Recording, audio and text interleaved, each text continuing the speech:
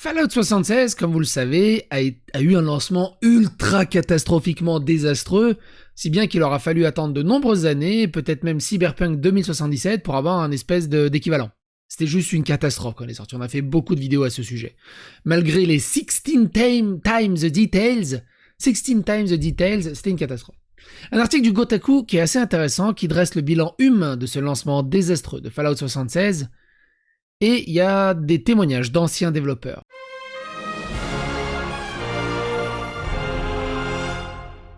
Vremejeza sponsor! CyberGhost VPN, que vous commencez à connaître, est un des leaders mondiaux du VPN avec plus de 38 millions d'utilisateurs et 5 étoiles sur Trustpilot, sponsorise cette vidéo, je les remercie grandement. Pour ma part, un des meilleurs avantages d'avoir un VPN, c'est de pouvoir faire sauter le cadenas géographique de beaucoup de sites internet, que ce soit des séries sur Amazon Prime, Netflix, Disney+, et plein d'autres choses, ou des sites de streaming qui ne sont accessibles que dans certains pays, vous avez quelques extraits ici. Mais c'est surtout la grande facilité d'utilisation du VPN. Par exemple, là je suis sur la RTS, il y a la Coupe du Monde en direct d'escalade. Je ne peux pas la regarder parce que elle ne diffuse pas en dehors de la Suisse.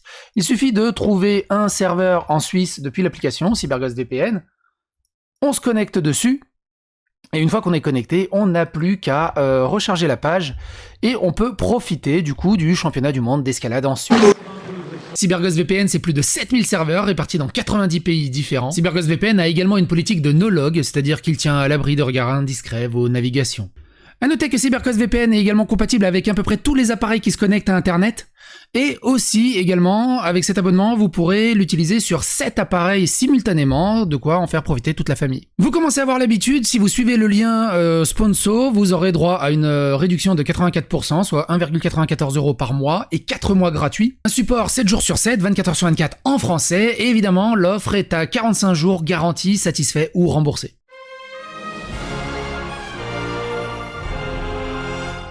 Encore une fois, un grand merci à CyberGhost VPN de renouveler sa confiance avec la chaîne. Et on se lance à la vidéo. Mais d'abord, un petit sponsor personnel. Comme d'habitude, n'hésitez pas à aller dans la playlist qui est dédiée à Bethesda, il y a 28 vidéos. Évidemment, on a beaucoup traité de Fallout 76 et il y a un souvenir qui m'est remonté. Pour ceux qui ne le savent pas, ou petite info, 3615 My Life, la première vidéo de cette playlist, Doom, j'ai mal à mon Bethesda, c'est aussi la toute première vidéo de ce nouveau format que donneront par la suite les Dalibourdin Investigations. Si vous voulez voir. 1300 vues, j'étais extrêmement heureux d'atteindre ces vues à l'époque. Et ça date du 28 juillet 2019. Ça veut dire que le format, l'émission, a bientôt 3 ans. C'est ouf comment ça passe vite. C'est vraiment ouf comment ça passe vite. Bref, l'article en question. Par Sisi Jiang. Personne ne voulait partir. Et donc, les anciens développeurs de ZeniMax affirment que Fallout 76 a été gravement mal géré. Personne ne voulait participer à ce projet car il dévorait les gens. Cela a détruit les gens, a déclaré un ancien développeur à Kotaku. Le nombre de personnes qui iraient à ce projet puis quitteraient Bethesda était assez élevé. Kotaku s'est entretenu avec 10 anciens employés de Bethesda et de sa société mère ZeniMax qui connaissaient le développement, qui ont tous partagé leur compte uniquement sous condition d'anonymat. Ça, c'est toujours pareil, quand tu es développeur dans une boîte et que tu partages des événements assez précis, mine de rien, même si tu es anonymisé, il y a de grandes chances que ta direction le sache au bout d'un moment.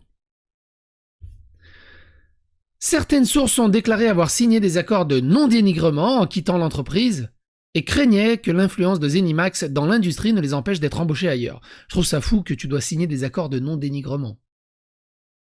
Mais ça se fait dans beaucoup de boîtes. Les testeurs qui ont travaillé pendant les mois précédant le lancement initial ont déclaré qu'ils avaient passé 10 heures par jour pendant 6 jours par semaine, alors que le jeu se dirigeait vers la date de lancement optimiste de la version bêta du 14 novembre 2018. Certains testeurs ne trouvaient un sursis qu'en quittant finalement l'équipe de Fallout 76. 2 anciens testeurs ont raconté que de leurs collègues avaient déclaré lors d'un chat de groupe de QA, de Quality Assurance, « Après avoir quitté le projet, je n'ai pas pleuré la nuit dernière quand je prenais une douche. » Un autre a déclaré dans le même chat « Je suis arrivé au travail aujourd'hui et je me suis assis dans ma voiture pendant 1 seconde. Et ma poitrine ne me semblait pas lourde, comme d'habitude. Au sein de l'industrie du jeu, l'assurance qualité est considérée par de nombreux consommateurs et même par certains développeurs non testeurs comme une tâche facile qui consiste à jouer à des jeux pour gagner sa vie. Ils sont souvent maltraités par leurs managers, travaillent de longues heures et sont sous-payés. Au point que les QA de Raven Software ont récemment formé le premier syndicat de jeux vidéo AAA Studio afin d'améliorer leurs conditions de travail. Les comptes rendus de la production des jeux dans les grands studios au cours des 7 dernières années ont brossé le tableau d'une industrie où le testeur se voit accorder un statut professionnel inférieur à celui de leurs collègues dont les compétences sont perçues comme plus techniques ou créatives. À la suite de cette dynamique, les testeurs ont dit à Kotaku qu'ils se sentaient plus vulnérables aux problèmes de production sur le projet Fallout 76, entraînant une crise plus brutale. Ces testeurs ont partagé des histoires avec Kotaku sur la gestion de ZeniMax et sur la façon dont cela nécessiterait habituellement des heures supplémentaires de la part de l'assurance qualité, même lorsque ces heures supplémentaires ne contribueraient pas à corriger un bug. Un bug, c'est la version française de un bug. Alors, des fois je le vois à l'écrit. Qui l'utilise à l'oral, un bug.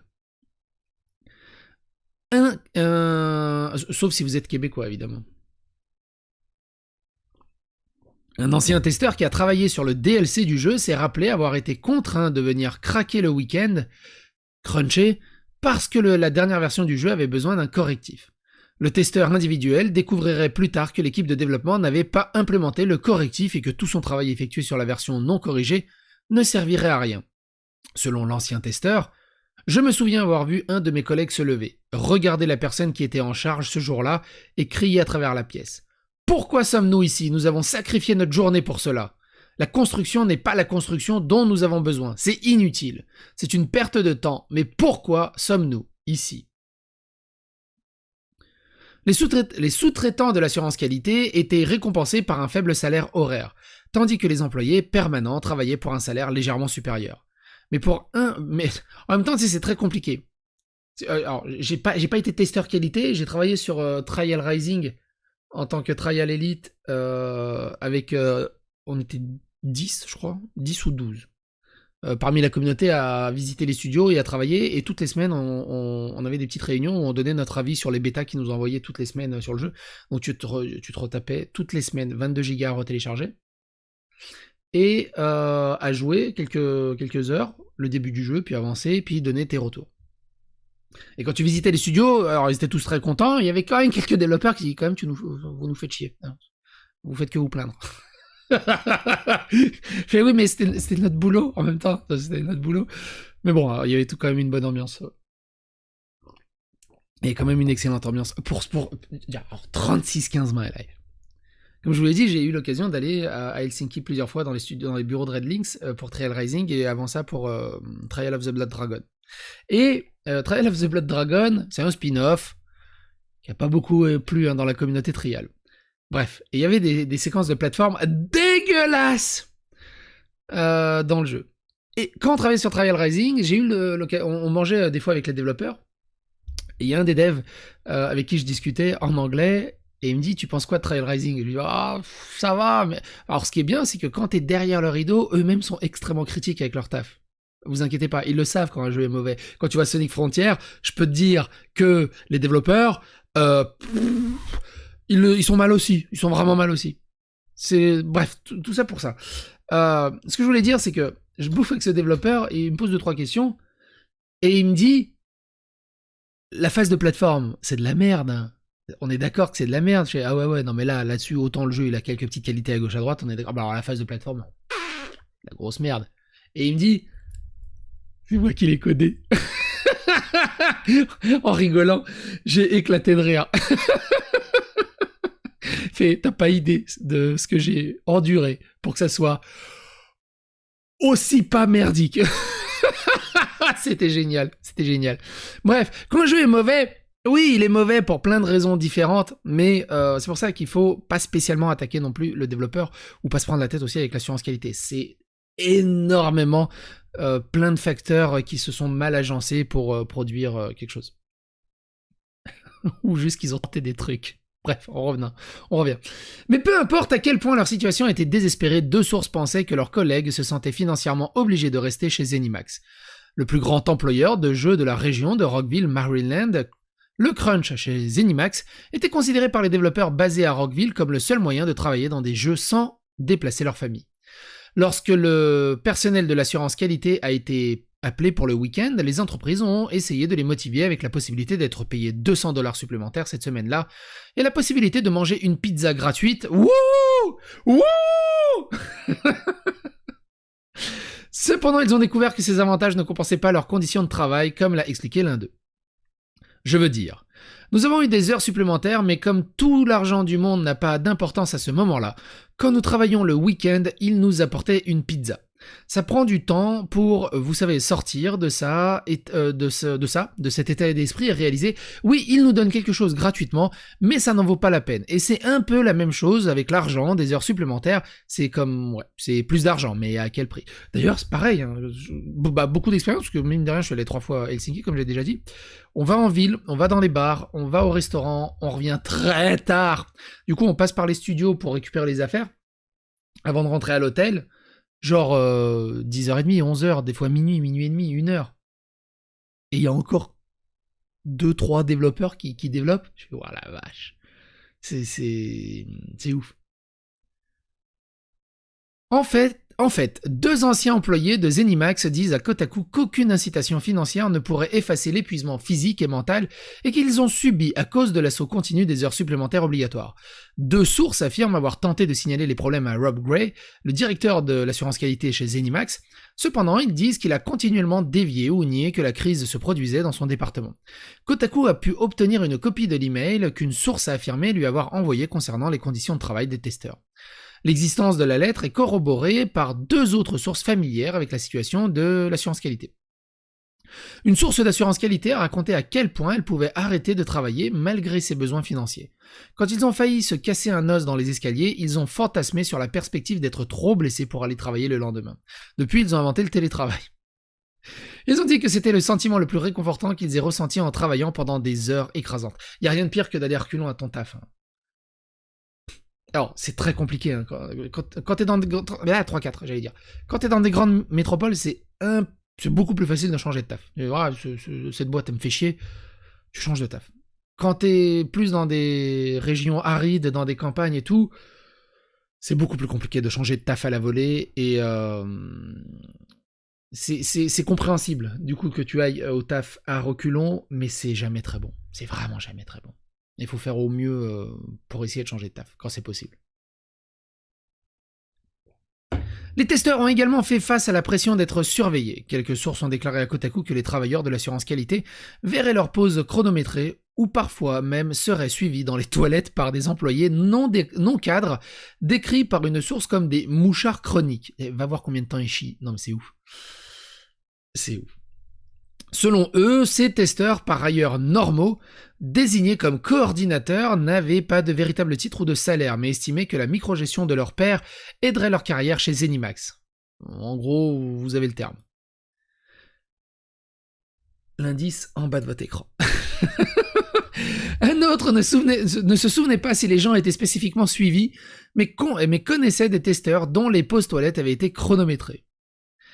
Ils font du speedrun, les mecs. Plutôt que de mettre fin à leurs difficultés, le lancement de Fallout 76 n'a apporté que de nouveaux problèmes, car les testeurs assurance qualité devaient désormais endurer le vitriol constant des joueurs qui n'étaient pas satisfaits de l'état bogué du jeu. Et on est d'accord que le réflexe classique, tu regardes, tu joues un jeu complètement pété, dégueulasse, tu vois dans les génériques de fin la team assurance qualité, tu dis ouais c'est ça, mon cul, ouais. Vous tournez les pouces ou quoi? Et en fait, c'est plus compliqué que ça. Certains membres du personnel ont reçu des menaces de mort, alors qu'il est courant pour les sociétés des jeux de demander aux testeurs de modérer les forums officiels. Les testeurs de Fallout 76 ont travaillé 24 heures sur 24 pour modérer les rapports des bugs rédigés par des joueurs frustrés. Le tout pour un jeu qui a été extrêmement mal évalué. C'est lié vers Metacritic. Il y a combien maintenant Fallout 76 sur Metacritic? On va faire une petite pause. On est à la chill, c'est les vacances. Et quand on dit c'est les vacances, pas de violence. Ah, il est à 2,08, il a augmenté un peu, mine de rien. Sur PS4, il est à 2,08 et Xbox One, il est à 3,3, la vache. D'accord, même les journaux le notent extrêmement mal. C'est que vraiment, il y a un gros souci, mine de rien. Certains membres du personnel ont reçu des menaces de mort et ça je l'ai déjà lu.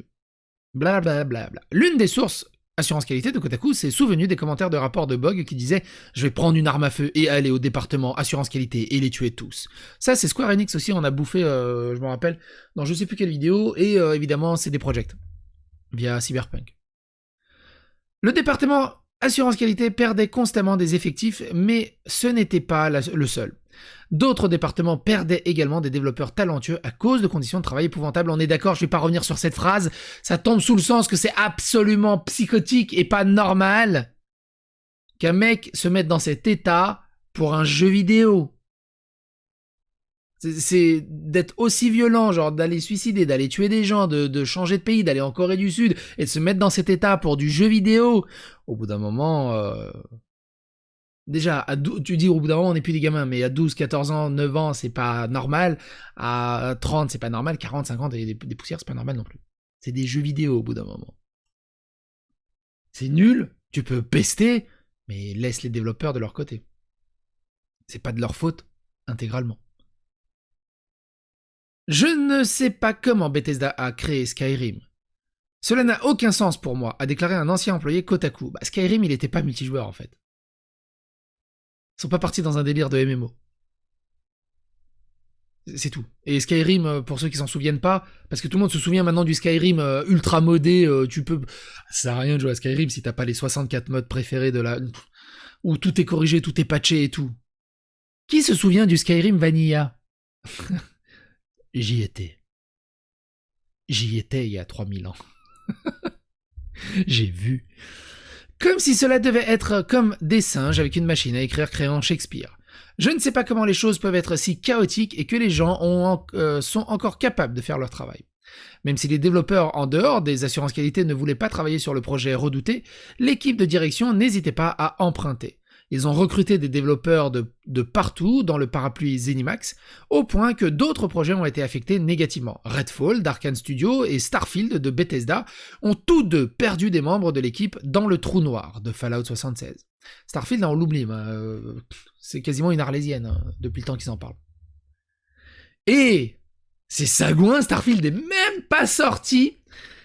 Ils ont à peine mis un micro-trailer de 4 secondes d'une montagne pour dire Elder Scrolls 6, que j'ai déjà vu passer une news. On travaille sur Fallout 5.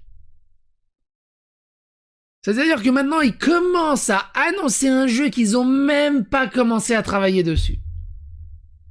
C'est affolant. C'est affolant. Et après, tu dis, je comprends pas, le jeu sort buggé, il est à moitié fait, qu'est-ce qui se passe? Howard avait déclaré à IGN. Nous avons traversé tous les types de crises que vous pouvez imaginer, et il y a longtemps, certains étaient très, très difficiles, pour beaucoup d'entre nous personnellement, avec votre temps, votre santé et des choses comme ça. Nous sommes devenus beaucoup, beaucoup meilleurs. Nous sommes maintenant au point où nous pouvons vraiment le gérer. Je pense que c'est la raison pour laquelle les gens restent ici. Il avait qualifié le changement de personnel de positif. En vérité, le contenu post-lancement de Fallout 76 a eu un impact démoralisant sur les employés du réseau Zenimax.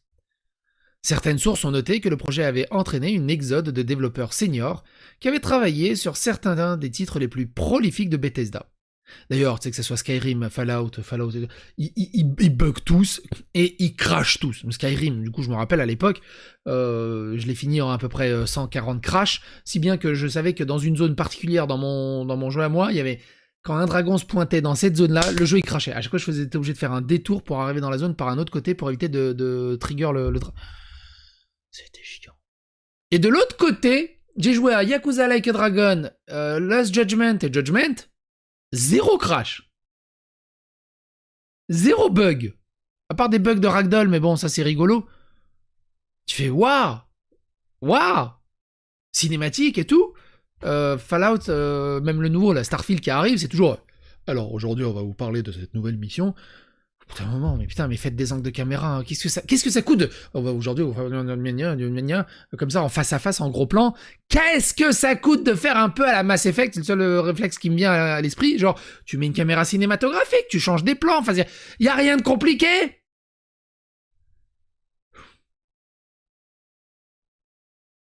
Alors c'est sûr qu'après, il y en a, ils se touchent sur Fallout... on part dans tous les sens. C'est sûr qu'il y en a après, ils se touchent sur Final Fantasy XVI, où il t'explique qu'il y a le changement de la taille des narines quand les gens ils sont énervés et tout, on sent que ça... peut-être un juste milieu. Jean et Théo. De nombreux développeurs ont développé des problèmes de santé physique, tels que des acouphènes et des maux de dos. Une source a déclaré qu'il n'était pas rare que les artistes aient des attelles au poignet. Si, bon, comme quoi, tu vois, il y en a qui disent ils branlaient rien. Les cadres supérieurs qui étaient restés fidèles à l'entreprise pendant 20 ans ont finalement trouvé leur raison de démissionner. Certains existaient depuis Fallout 3 et Skyrim. Fallout 76 était leur dernier point de rupture. Les gens n'ont pas besoin de souffrir pour que le patch 42 sorte à temps. C'est une décision délibérée de favoriser un lieu de travail et un cycle de travail où cela peut se produire, a déclaré une source. C'est donner la priorité au travail plutôt qu'aux gens. Le RPG multijoueur en ligne de haut niveau a commencé comme une grande promesse. Sur une scène éblouissante, à l'E3 2018, le producteur exécutif Todd Howard a déclaré à des milliers de fans que le prochain jeu majeur de Bethesda donnerait la liberté aux joueurs. Je vous invite aussi à regarder, on en a parlé aussi dans les précédentes vidéos, il y a une vidéo sur YouTube qui s'appelle Downfall of 76, on va essayer de la retrouver, Downfall of 76 qui est magnifique, qui est peut-être une des meilleures vidéos, c'est pas Downfall, c'est The Fall of 76, qui est magnifique. Allez la regarder, elle est vraiment là, je vous la mets dans la description. Et après, il y avait aussi des compilations de 3 heures, 4 heures de bugs en tout genre de Fallout. Bref. Quand nous pensons au jeu, nous pensons au monde et aux choix que vous pouvez faire, aux histoires que vous créez et que vous vous racontez, a déclaré Howard. Nous avons un jeu plus que n'importe quel jeu que nous ayons jamais fait, où les choix vous appartiennent, où vous déciderez de ce qui se passe, vous déciderez des héros et vous déciderez des méchants. 16 times the details, hein. Cette phrase ne veut rien dire, même en anglais. Malheureusement, lorsque Fallout 76 est sorti en novembre 2018, les joueurs ont découvert que la grande vision présentée par Howard à l'E3 en faisait un jeu vide et ennuyeux. Le système joueur contre joueur, PvP, était une opportunité pour les chagrins qui pouvaient tuer des joueurs pacifistes, qui n'étaient même pas en mode combat. Les insectes abondaient. Des objets et même des camps entiers disparaissaient parfois. Fallout 76 n'était pas le jeu que les fans de Bethesda attendaient d'un studio avec une histoire prolifique de création de mondes fascinants, quoique bogué. À croire que Daggerfall, moi j'ai commencé les Bethesda avec Daggerfall. Et avec le Elder Scrolls sur Engage. Un acharné, qui se souvient du Elder Scrolls sur Engage? Et en plus, il était pas mauvais. Non, je recommence. Qui se souvient de la Engage? Peut-être commencer par ça. Des sources disent avoir vu l'écriture sur les murs bien avant le lancement, chargée de bugs ou les critiques des joueurs. Il ne semblait pas judicieux de lancer un jeu sans personnage non joueur dans une franchise qui avait, jusque-là, été acclamée par la force de ses mécanismes de jeu de rôle et de narration. C'est clair que Skyrim, Oblivion, Daggerfall, des joueurs, des PNJ qui ont leur propre vie, que tu peux suivre presque à la chaîne mou, un truc narratif, des backgrounds, des trucs hallucinants. Là, c'est des terres désolées. Il n'y a plus rien. Juste des joueurs qui sautent partout et qui tuent. Magnifique. 16 times the details. Déjà, Fallout 4 avait vu un contre-coup important de la part du fandom alors que Bethesda supprimait ce qui a été auparavant une franchise riche en description et l'a transformée en une franchise plus centrée sur l'action. Mais pour les meilleurs ou pour le pire, Bethesda a trouvé un équilibre et le prédécesseur de Fallout 76 a continué à battre des records de franchise. La publication d'un suivi avec 0 PNJ, en revanche, était un parti pris plus effronté qui ne convenait pas aux développeurs qui travaillaient dessus, selon des sources. Quelques sources avec lesquelles Kotaku s'est entretenu ne pensaient pas que les équipes avaient une direction cohérente pour ce qui était censé être au cours de son cycle de développement initial de 3 ans. Selon une source, Howard était censé être en charge du jeu, mais il a passé la majeure partie de son temps à travailler sur Starfield, qui aurait commencé le développement après la sortie de Fallout 4 en 2015. Une source a déclaré à Kotaku que ses subordonnés l'appelleraient « mouette » quand il passait plus tard et chiait partout sur une idée qui avait une traction populaire au sein de l'équipe de conception. Une autre source a estimé que Howard était un producteur exécutif décent, même s'il avait une philosophie de conception plus gros, mieux c'est. Plus c'est gros, mieux c'est. Pas toujours, au bout d'un moment, il faut que ça finisse par rentrer quand même. Seules les sources de Kotaku, la direction de Bethesda n'a pas pleinement anticipé les défis liés à la production d'un jeu en direct à part entière, ni les coûts que cela infligeait à leurs employés. Bethesda semblait supposer que mettre dans l'équipe des développeurs seniors Rockstar, avec une vaste expérience en solo d'Elder Scrolls et de Fallout, aplanirait toutes les difficultés de création d'un jeu en direct, mais cela ne se révélerait pas vrai. Au fur et à mesure que le jeu augmentait en taille et en portée, aucun temps supplémentaire n'était accordé pour les tests, a déclaré une source à Kotaku. Une passe complète de cet énorme jeu multijoueur avec plusieurs extensions, l'assurance qualité a eu 3 jours dans une bonne semaine. C'était un jour si des problèmes de production entraîneraient la livraison d'une version tardive. Il n'y avait pas que les testeurs qui avaient des problèmes, certains concepteurs ont soulevé des questions sur le chagrin, les problèmes de stabilité multijoueur et les points de contrôle des quêtes, mais ont déclaré que leurs préoccupations avaient été rejetées ou reportées par la direction. Même lorsque les concepteurs ont créé des événements de gameplay majeurs, ils n'avaient aucune idée précise du nombre de joueurs qui seraient sur un serveur. Une conception multijoueur efficace nécessite une connaissance mathématique précise du temps qu'il faudrait aux joueurs pour terminer les rencontres. Les concepteurs de Fallout 76, selon une source, n'ont pas non plus reçu les ressources nécessaires pour obtenir ces informations. Bethesda n'a répondu à aucune demande de commentaires au moment des publications. C'est pour ça que le endgame était totalement pété, surtout au début. Un de mes bugs préférés, je sais plus c'était quelle année, je crois que c'était 2020. Ils ont oublié de coder 2020 dans le jeu. C'est-à-dire que le 31 décembre 2019, tout va bien. Le 1er janvier 2020, le jeu marchait plus. L'élément déclencheur du endgame, je sais plus c'était quoi, il faudrait que je revoie ma vidéo, c'était il y a longtemps, ne se déclenchait plus, et le jeu devenait quasiment mort en fait. C'est oublié de coder une horloge pour qu'elle marche après 2020. En 2019, Howard a accordé une interview à IGN sur la façon dont était un jeu auquel nous voulions jouer. Ah, effectivement. En réalité, des sources ont déclaré que la morale était également très bas chez certains anciens développeurs de Fallout 4, qui avaient été chargés de travailler dessus. Ils ont rejoint le studio Rockville de Bethesda parce qu'ils étaient fans des jeux solo du studio, mais maintenant ils travaillent dans un genre qui les intéressait peu. 2 sources ont déclaré à Kotaku que de nombreux anciens développeurs de Fallout 4 qu'ils connaissent étaient particulièrement mécontents d'avoir un jeu service en direct. C'étaient des vétérans qui avaient passé de nombreuses années dans un studio réputé pour ce prestigieux RPG solo. Et quand tu sais que Fallout 4 était à côté de Fallout 3, je trouve cela absolument dégoûtant que Howard ait dit que Bethesda gérait vraiment le crunch. Car cela signifie soit qu'ils ignoraient vraiment ce qui se passait, soit qu'ils ne considéraient pas que l'assurance qualité faisait partie du studio.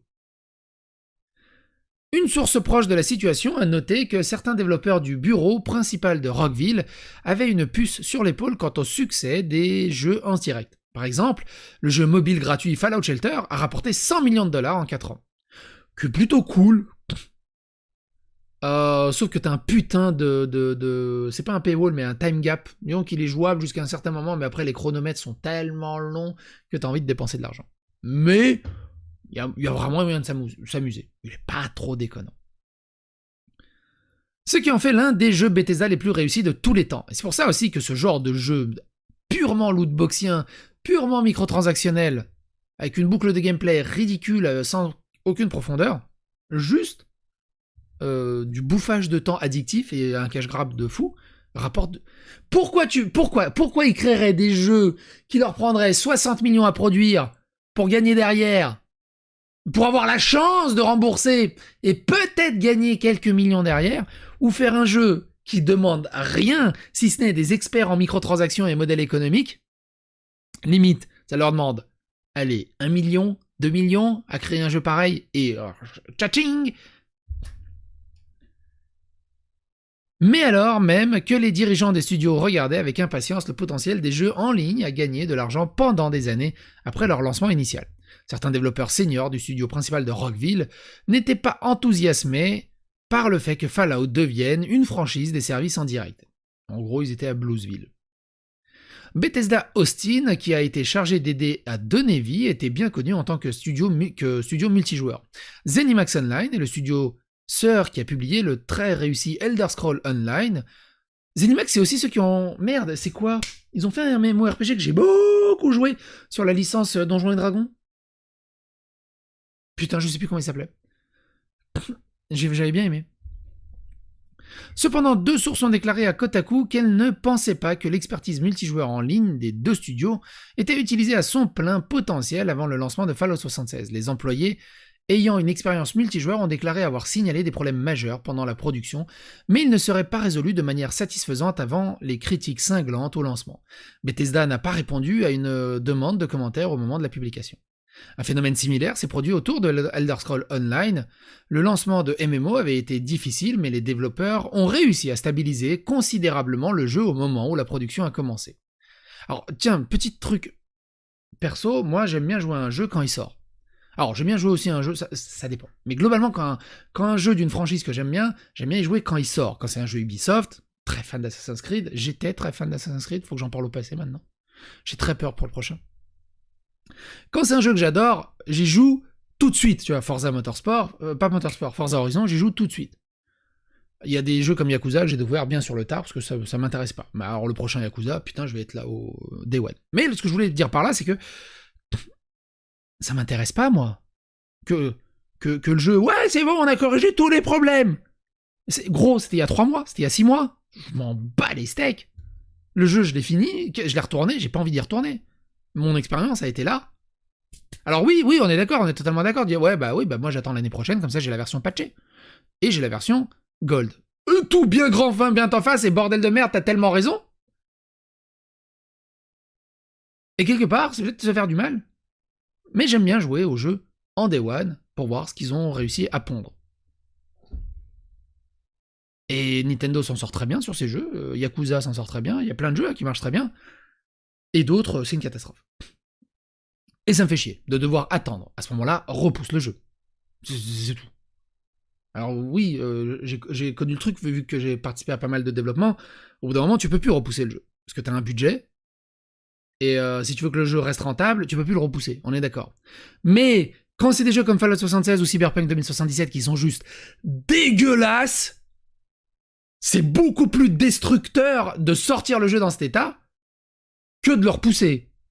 Parce que derrière, il y a la confiance du studio. J'ai hâte de voir ce que ça va donner Witcher 4. Vraiment hâte de voir ce que ça va donner Witcher 4. Parce qu'il y a eu le post-cyberpunk. Donc il y a ça aussi. C'est très compliqué. Mais moi, je fais partie de... Quand les jeux m'intéressent, bah, j'aime bien y jouer Day One, et surtout, j'ai aucune envie de revenir au jeu. Quand ils balancent des... pour ça, au début, j'achetais les Season Pass. Maintenant, j'achète même plus les Season Pass, ça m'intéresse pas. Ouais, Season Pass, ouais, le DLC, il sort quand dans 8 mois. J'ai 400-500 heures sur Division 2. Il y a encore des DLC qui sortent, mais j'ai eu 400-500 heures il y a 6 mois. Division 2, c'est massif. Dans l'immersion, dans son gameplay, dans son theory craft et tout, j'ai kiffé ma race. 6 mois après, j'ai absolument pas envie de me remettre les boutons dans les doigts, de me remettre les mécaniques et tout ça. Il y en a, ils aiment bien, mais moi j'y arrive pas. Après, c'est vraiment chaque type de gamer, il voit midi à sa porte. Donc, n'hésitez pas à donner ici aussi votre expérience ou tout simplement comment vous voyez la chose. Évidemment. J'en étais où? Les développeurs seniors de Bethesda ont essentiellement traité Elder Scrolls Online comme s'il s'agissait d'un coup de chance, a déclaré une source de Kotaku. Il n'y avait aucun respect pour le travail acharné et le dévouement qu'il a fallu pour créer un MMO qui fonctionne toujours et qui est toujours populaire. Alors que nous avions expérimenté des concepteurs multijoueurs à Rockville et à Austin, il était régulièrement mis à l'écart et ignoré, a déclaré une source ancienne à Bethesda Game Studio Rockville. Pendant le développement, notre directeur du design, Emile Pagliarulo, comment j'ai fait pour le faire du premier coup, ne semblait pas du tout vouloir s'impliquer dans le produit. Il ne voulait pas avoir de contact avec ça, ou lire quoi que ce soit que nous mettions devant lui. Pagliarulo n'a pas répondu à une demande de commentaire au moment de la publication. Selon une source qui était au courant des discussions de Bethesda Austin, le studio du Maryland a un manque de respect pour les gens qui travaillent sur des choses qu'ils considèrent comme les leurs. Le studio principal de Rockville, plus axé sur le mode solo, était le studio le plus favorisé et le plus rentable du portefeuille ZeniMax, et les développeurs d'Austin étaient mécontents que le studio principal semble sous-évaluer l'expertise multijoueur qu'ils avaient accumulée sur des projets comme Battlecry. Putain, je l'ai oublié lui. Un jeu d'action en ligne annulé. L'une des principales critiques de Fallout 76 était qu'il n'avait pas de PNJ avec lesquels interagir. Bien qu'il y ait eu des préoccupations de haut niveau concernant les défis techniques, presque aucun des concepteurs de Bethesda ne voulait que le jeu soit lancé sans PNJ. Les équipes de conception de Rockville et d'Austin voulaient que les PNJ remplissent le monde le monde de PNJ, mais ils disent que le producteur exécutif Todd Howard n'était pas disposé à bouger jusqu'au lancement.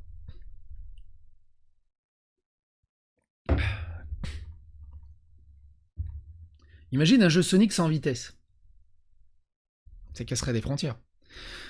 Une source a déclaré que la quantité de travail nécessaire pour adapter le moteur pour prendre en charge une expérience multijoueur a mis une pression de temps supplémentaire sur le calendrier. Certaines fonctionnalités souhaitables devraient disparaître et les dirigeants ont décidé que l'une de ces fonctionnalités serait les PNJ. Les holobands, les robots et la narration environnementale étaient perçus comme des approches moins risquées pour transmettre le récit du jeu. J'ai horreur de ça. Dans les jeux. C'est très souvent mal amené. T'as une cassette audio et t'as un truc qui passe, qui te raconte de ce qui s'est passé. C'est chiant comme la pluie. Plusieurs sources ont déclaré que des facteurs techniques avaient contribué au lancement du jeu sans PNJ. A été construit avec le moteur de création de Bethesda, que le studio utilise pour développer ses jeux solo. Malheureusement, cette décision technique a créé des défis difficiles que les développeurs n'avaient pas rencontrés auparavant. L'une des principales raisons pour lesquelles les supérieurs de Bethesda ont décidé d'utiliser le moteur de création était que les développeurs de Rockville avaient principalement de l'expérience dans l'utilisation de ce moteur traditionnellement à un seul joueur. Seule une enquête réalisée en 2021 par l'International Game Developer Association, seul 1/5 des répondants prévoyaient de rester avec leurs employeurs actuels pendant plus de 6 ans. Dans une industrie qui licencie régulièrement un grand nombre d'employés, Bethesda était inhabituelle dans la fréquence avec laquelle elle a pu conserver du personnel pendant plus d'une décennie. Cela coûterait beaucoup de temps et d'argent pour recycler les employés seniors dans un nouveau langage de script. L'utilisation du moteur de création était censée être le moindre mal. Au lieu de cela créait des problèmes complexes qui nécessitaient constamment plus de personnes dans le service d'assurance qualité. Selon une source qui a travaillé sur le jeu, les outils étaient si mal optimisés que la seule mise à jour de la version pourrait le casser. Ce qui pourrait ajouter encore plus de pression de production sur les développeurs. Étant donné que le département de conception ne déplacerait pas les délais. La source de la conception et de l'assurance qualité disent qu'elle a été obligée de s'attaquer à de telles erreurs avec Crunch, accumulant généralement entre 10 et 16 heures de travail par jour. Une source a déclaré qu'elle travaillait plus de 60 heures par semaine et qu'elle n'était pas les seules.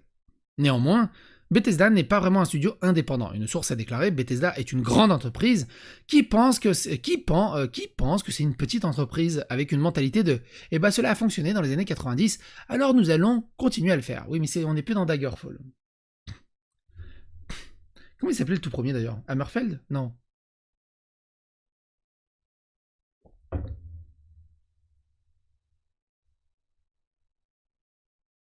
Comment il s'appelait déjà le tout premier, merde? Bon, c'est pas grave. Une source a expliqué pourquoi Bethesda n'aurait idéalement pas utilisé le moteur solo existant pour créer un jeu multijoueur. Dans Fallout 4 et Skyrim, chaque élément est un événement centré autour du joueur. Si un joueur n'est pas dans une zone, alors le jeu pense que la zone n'existe pas. Dans le jeu en ligne, les zones doivent exister à tout moment, car plusieurs joueurs peuvent observer le même emplacement en même temps. Fallout 76 a du mal à faire en sorte que tout existe à tout moment, puisque le moteur a été conçu pour créer des jeux dans lesquels les objets n'existent que parfois. Compte tenu de la réputation de Bethesda pour les jeux junky, il n'est pas étonnant que dans une interview à PC Gamer, Howard ait déclaré qu'il espérait que l'acquisition de la Xbox aiderait les jeux Bethesda à être mieux testés au lancement. Cependant, les sources de Kotaku a déclaré que Fallout 76 n'avait pas manqué de tests. Alors, il veut que les jeux soient plus testés au lancement, mais comme on voit par rapport aux témoignages des développeurs et des assurances qualité, le jeu est testé, mais ils s'en battent les steaks du retour, donc bon. Lorsque Kotaku a demandé quelle fonctionnalité était cassée en raison d'une mauvaise planification, un développeur a répondu « langue dans la joue ». Tout le jeu. En général, chaque bug majeur de 76 qui est apparu au lancement était connu par l'assurance qualité. Mais évidemment qu'il était connu. C'est leur boulot. Bethesda n'a pas répondu à une demande de commentaire au moment de la publication. Bien qu'ils aient travaillé dans le même complexe de bâtiments que l'équipe de développement principale, les testeurs de Rockville disent qu'il leur a été expressément interdit d'interagir directement avec l'un des développeurs non assurance qualité, y compris les développeurs qui ont travaillé sur les corrections de bugs. Si le testeur d'assurance qualité trouvait un problème majeur, il devait généralement le signaler au responsable de service d'assurance qualité plutôt qu'au concepteur spécifique qui possédait les quêtes brisées et avait le pouvoir de les réparer. Ça, c'est un truc que pareil que je comprends pas. Tu dois faire une réunion, remonter ta liste, qui remonte au responsable, que le responsable il refait une réunion derrière, qui parle au responsable des développeurs, que ça redescende au responsable deuxième des développeurs, que ça redescende peut-être au développeur, que le développeur il comprend pas vraiment ce que le testeur il a compris, donc il corrige à peu près, que ça remonte dans la réunion, que ça remonte là, que ça remonte là, que ça remonte là, que ça remonte là. Ah mais en fait il y a ça à corriger. Alors que juste à la surface, là ça marche pas. Ah ok, je vais corriger.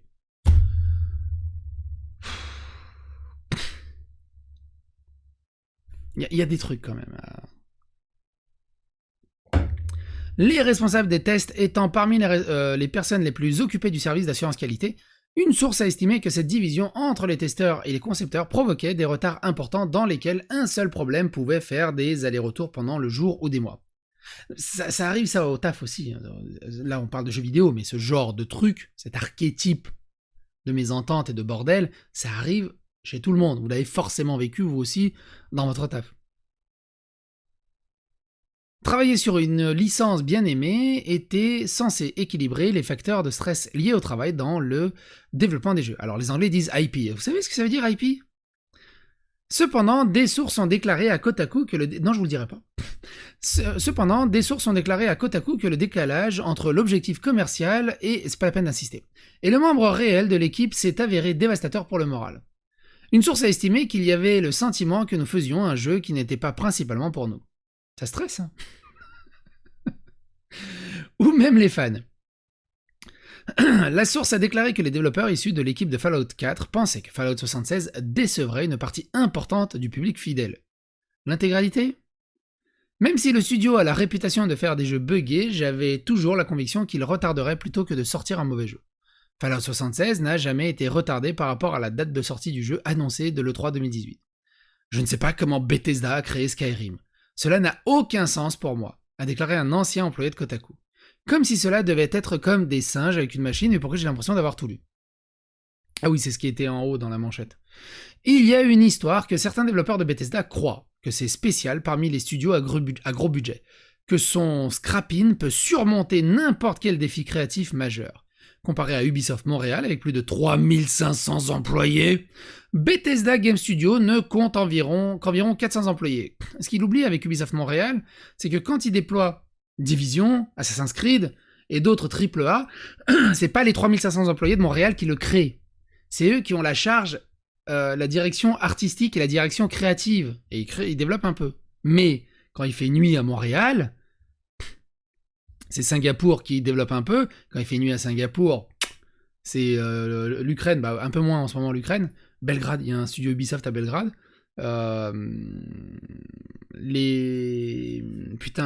Helsinki. Bref, ça tourne. La Grande-Bretagne, évidemment, la France, qui crée énormément. Quand il fait nuit en France, ça repart à Montréal. Et en fait, le jeu, il est développé H24. C'est ouf. L'industrialisation incroyable que Ubisoft a réussi à mettre en place. Alors c'est sûr que quand Bethesda Game Studio ne compte qu'environ 400 employés, au moment de la publication, et quand on considère que Fallout 4 et Skyrim, deux jeux qui se sont vendus à des millions d'exemplaires, ont été créés avec seulement une centaine de personnes, et ça faut pas l'oublier, hein. Oblivion, c'est encore pire. L'automythification devient facile à croire. Certains développeurs qui avaient l'habitude de croquer, de cruncher avec des équipes relativement petites étaient convaincus qu'il fallait faire en sorte que la magie se produise avec Fallout 76. Néanmoins, Bethesda n'est pas vraiment un studio indépendant. Une source a déclaré « Bethesda est une grande entreprise qui pense que c'est une petite entreprise, arrêtez de remettre les manchettes 20 minutes plus bas ». Un ancien testeur a déclaré « Apparemment, c'était bien pire avant. Les développeurs seniors nous ont dit que nous entendons pas parler du bon vieux temps où les gens dormaient au bureau pour Fallout 4. La direction veut le gérer comme un département d'assurance qualité de 10 personnes des années 80. Et ce n'est tout simplement pas comme ça que les tests fonctionnent. Même à Bethesda, la même résistance au changement a persisté. Nous sommes les seuls assez fous pour essayer de faire des jeux AAA avec des équipes maigres, a déclaré une autre source. Mais cela a un coût. Pour le projet Fallout 76, le résultat était des fonctionnalités buggées, des versions cassées et beaucoup de crunch. Le crunch sur Fallout 76 faisait également partie d'une tradition plus large d'heures supplémentaires valorisées. Les anciens développeurs ZeniMax de Machine Game avaient déclaré publiquement qu'ils essayaient d'échapper aux années d'heures supplémentaires AAA, qui les avaient rendus épuisés.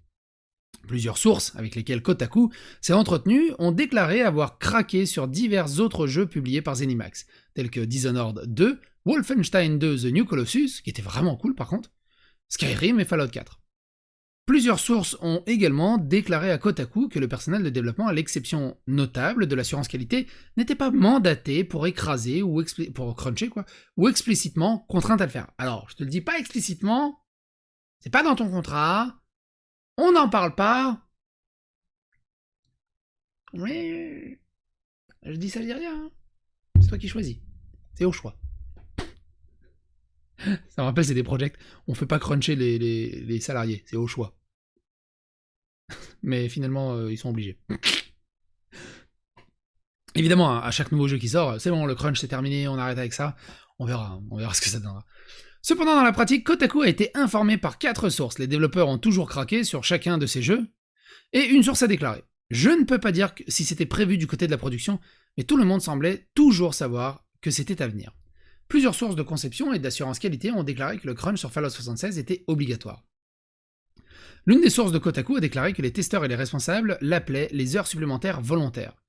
Lorsque la direction a déclaré que si personne ne se portait volontaire pour les heures supplémentaires du week-end, tout le monde serait appelé.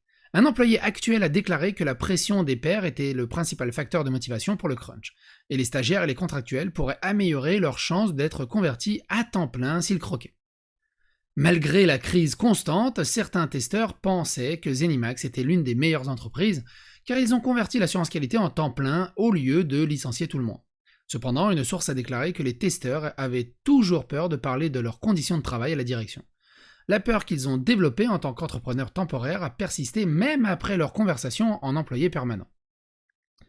Dans une interview IGN de 2019, Howard a reconnu l'existence d'un resserrement chez Bethesda, donc un resserrement c'est pareil, c'est un autre mot pour crunch, mais a estimé que les employés restaient parce que les heures supplémentaires étaient correctement gérées. Cependant, il n'a pas complètement nié la nécessité du crunch, déclarant à IGN « Chaque jeu mérite une certaine quantité de crunch à la toute fin ». Je me rappelle, tiens d'ailleurs, Chies qui avait défendu le crunch pour je sais plus quel jeu, je crois que c'était Uncharted. Il s'était fait déboîter à ce moment-là.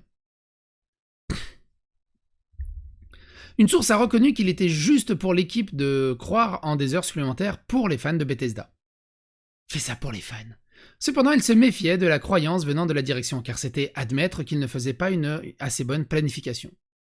Interrogé sur l'interview de 2019, un ancien testeur a déclaré à Kotaku « Je trouve cela absolument dégoûtant que Howard ait dit que Bethesda gérait vraiment le crunch, car cela signifie soit qu'il ignorait vraiment ce qui se passait, soit qu'il ne considérait pas que les assurances qualité comme faisant partie du studio. » D'ailleurs, ce qu'il ne faut pas oublier, le crunch ou du retard dans un jeu, c'est que la planification du jeu elle-même a été mal gérée. Oui, le retard se planifie aussi. Tu construis ta maison, l'architecte il te dit « J'en ai pour 6 mois ». Et généralement, il termine en 6 mois. Sauf si c'est un architecte des travaux publics, il va dire « Ouais, mais non, mais... » J'ai remarqué, les travaux publics, et tu vois tout le temps les plots des travaux publics, et tu vois jamais personne travailler. C'est un truc de fou dans Paris. Mais si ton architecte, il revient et au bout de 6 mois, il dit « Ah non, c'est bon, on va cruncher un peu là, c'est bon, on a juste 6 mois de retard, mais vous allez voir. » Puis tu te retrouves à la fin avec tes chiottes dans ta cuisine, il va te dire « Ça va, c'est bon, tu l'as ta maison là. » Par contre, une petite microtransaction et on peut réparer 2-3 trucs. Par contre, tu planifies le projet, tu dis « Ouais, c'est chaud, on va dire 6 mois, mais bon... » Comme on a toujours des problèmes à gauche à droite, on va se mettre 3 mois de rallonge, voilà, 9 mois, mais au moins on est sûr, 6 mois c'est le projet final, et on a 3 mois de rallonge au cas où il se passe quelque chose de travers. Parce que dans tous les projets, il se passe toujours des choses de travers.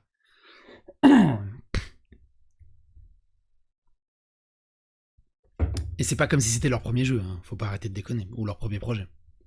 Howard n'a pas répondu à une demande de commentaire au moment de la publication. Certains anciens employés pensaient que l'entreprise n'avait tout simplement jamais eu à cœur les meilleurs intérêts de ses employés. On l'a vu d'ailleurs quand on avait analysé le conseil d'administration de CD Projekt, qui ont crunché, et le conseil d'administration avait demandé, je ne sais même plus comment il s'appelle, Wozinski, Zelensky, non, c'est l'Ukraine, je ne sais plus comment il s'appelle. Ils lui ont demandé, est-ce que le jeu sera prêt à temps?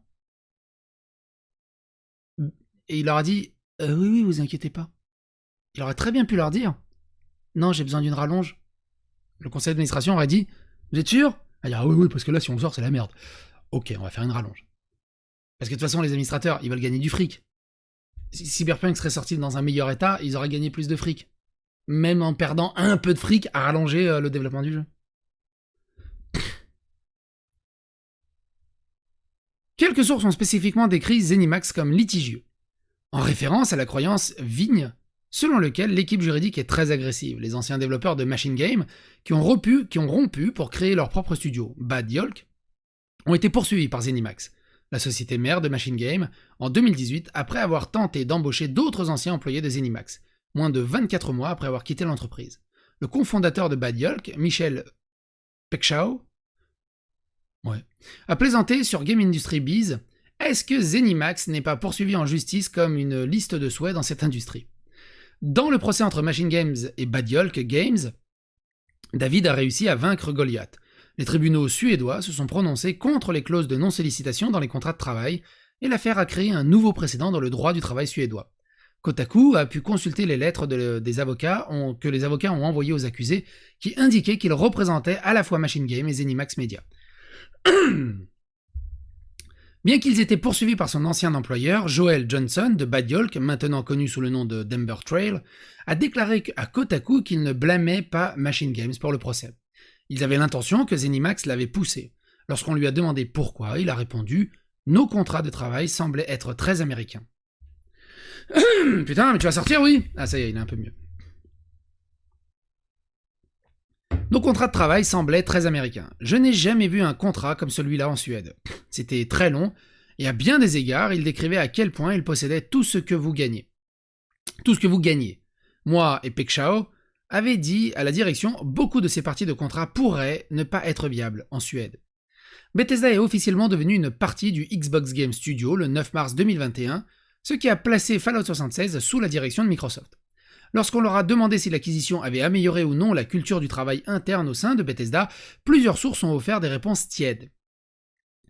Une source a suggéré que l'accent mis par Microsoft sur une culture sans intervention envers ses studios signifiait que le nouveau propriétaire faisait confiance à Bethesda pour s'occuper de ses propres problèmes. Comme ça, ils peuvent dire ok, on les a achetés, mais c'est pas nous le problème. Des sources de Undead Labs ont également mentionné que Microsoft avait une politique de non-intervention, qui, selon eux, avait permis aux dysfonctionnements de s'aggraver dans leur studio. L'impression que j'ai eue était que Microsoft n'apportait pas de grands changements, à moins qu'il n'en ait vraiment besoin, a déclaré un membre du personnel à Kotaku. Tout simplement parce qu'ils sont comme « nous vous avons embauché pour être excellents, et si nous vous touchons, cela pourrait être une situation de château de cartes où vous vous effondrez en tant que créatif. Je ne pense pas que les avantages pour la santé feront cela à qui que ce soit. » Microsoft n'a pas répondu à une demande de commentaire au moment de la publication. Un ancien employé de Bethesda a déclaré à Kotaku le mot du PTG, Phil Spencer, lorsqu'il a choisi Bethesda et ZeniMax, et en grande partie que sa préférence est que le studio fonctionne comme ils l'ont toujours fait, que le talent soit le talent. Alors après, du coup, plusieurs fois c'est « ouais, on vous achète, vous êtes talentueux, extrêmement incroyable, c'est magnifique, wouhou !» Mais en fait, ils n'ont aucune idée de ce qui se passe à l'intérieur. Et du coup, continuez à faire ce que vous faites.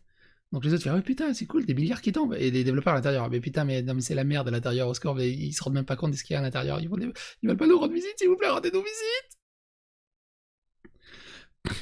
Une source a parlé avec cynisme du potentiel de Bethesda à changer de l'intérieur. Ça serait formidable si quelque chose comme Activision Blizzard Worker Advocacy Group, a Better ABK, existait pour Bethesda. Mais tout le monde est terrifié parce que Bethesda et les RH sont impitoyables. Ça c'est fou ça. que les ressources humaines soient impitoyables. Le mur des RH. Et ça, on l'a longuement parlé, souvenez-vous, dans l'arc qui était dédié à Ubisoft. Les RH, c'est normalement fait pour un peu aider aussi les employés. Pas étouffer. T'as l'impression que c'est la Gestapo au bout d'un moment. Un employé actuel a convenu qu'il n'avait pas l'impression que Bethesda Human Resources était activement intéressé à répondre à toutes les préoccupations réelles des employés. Un cynisme similaire se reflète dans les avis sur Glassdoor de l'entreprise. 2 autres ont déclaré que ZeniMax avait récemment introduit un système à plusieurs niveaux qui aidait les employés à obtenir des titres et des tranches de rémunération pour des emplois qu'ils exerçaient depuis des années sans reconnaissance ni rémunération supplémentaire. Putain, ils ont inventé les lootbox pour boulot. Quelques sources ont attribué le changement soudain à l'acquisition de Microsoft, tandis qu'une autre a suggéré qu'il l'était pour garder les employés sur Fallout 76, qui perdait toujours des testeurs et des développeurs seniors au profit de la main invisible du marché du travail. Une source a déclaré à Kotaku que de nombreux développeurs de Bethesda étaient enthousiasmés par la perspective d'une amélioration des avantages sociaux qui pourraient accompagner une acquisition comme les soins de santé. Microsoft a des avantages sociaux vraiment incroyables, a déclaré la source, et nous regardions tous les avantages et nous disions « Oh mec, allons-nous obtenir ces avantages? Allons-nous obtenir plus de congés parentaux et de prestations de santé ?» Et ils étaient juste comme « Non, rien ne change, rien, regardez pas ces avantages et pensez que vous allez les obtenir. » Bien que certaines des sources avec lesquelles Kotaku s'est entretenu aient depuis évolué, les dommages émotionnels qui leur ont été infligés persistent, disent-ils. L'un d'eux a mentionné le t-shirt Bethesda qu'il avait fièrement collectionné au fil des ans. Ils vont rester au fond de mon placard pendant très longtemps, ont-ils déclaré. Je ne peux même pas les regarder. C'est triste, parce que j'ai grandi en tant que fan de jeux Bethesda. J'ai joué à Daggerfall et Battlespear. Travailler là-bas était pour moi un rêve d'enfant qui s'est transformé en un cauchemar tordu. Très très bon article de Kotaku. Ça leur arrive de faire des excellents articles. Qu'est-ce que vous en pensez? N'hésitez pas à donner votre avis, votre opinion. N'hésitez pas à phagoster l'algorithme de YouTube. N'hésitez pas à vous abonner, à liker, clocher. Et on se retrouve pour d'autres aventures.